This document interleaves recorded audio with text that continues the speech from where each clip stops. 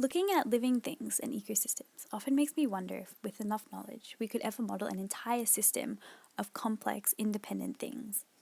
Since math underpins all we know about our world, surely with enough fancy equations, we could calculate anything, solve any problem.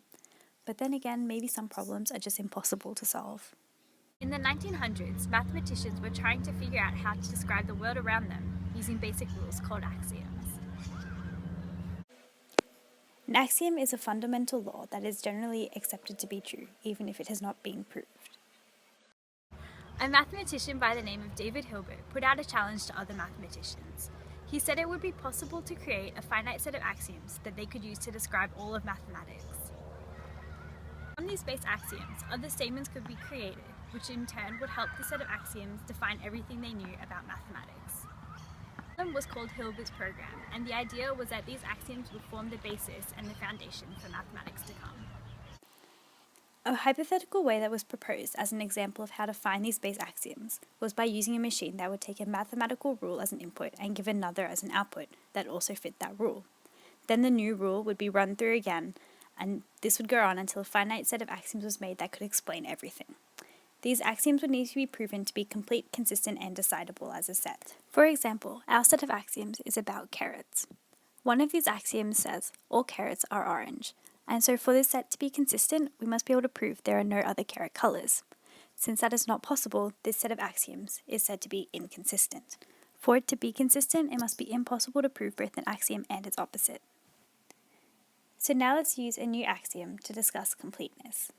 For the set to be complete, all truths about the subject of the set must be able to be made from the base axioms within the set. So we must be able to prove either an axiom in the set or its opposite.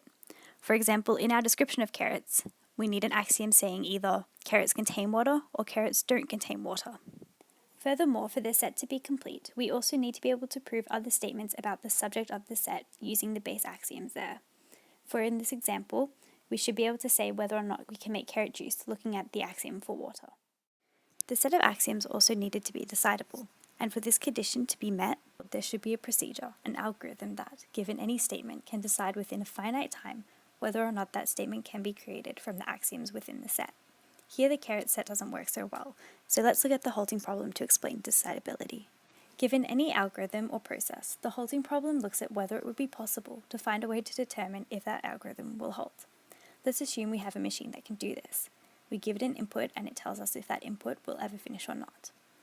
If it gives a true answer, then we put a loop and run the machine over and over again, forever. But if the machine says the algorithm will not halt, we have the machine stop. We then put all these components together and call the expanded machine H. Then we put H as the input for itself. With this, we get a contradiction. If H halts, then it will loop forever and not halt. And if it doesn't halt, then the machine will stop. This is an undecidable problem, a problem that is impossible to find an answer to. The set of axioms needs to be decidable. It means we need to be able to say either yes, it is true, or no, it is not, to each statement made from axioms within the set. So the aim of Hilbert's program was to create a set of axioms that was complete. So from it, every truth about mathematics could be created. It was consistent, so those axioms would always be held up as true, and decidable, so that there were never any contradictions or unanswerable problems within the set. The problem with this was that in 1930, another mathematician by the name of Godel presented his theorem of incompleteness. This theorem essentially proved that Hilbert's program was impossible to complete. Overall, Godel proved that a finite set of axioms could not prove itself to be both complete and consistent. This essentially showed that Hilbert's program was impossible. Formally, Godel had two incompleteness theorems. The first was the one that showed that any set of axioms expressing arithmetic cannot be both consistent and complete. The second theorem expanded on this idea. So for now, let's look at the first theorem.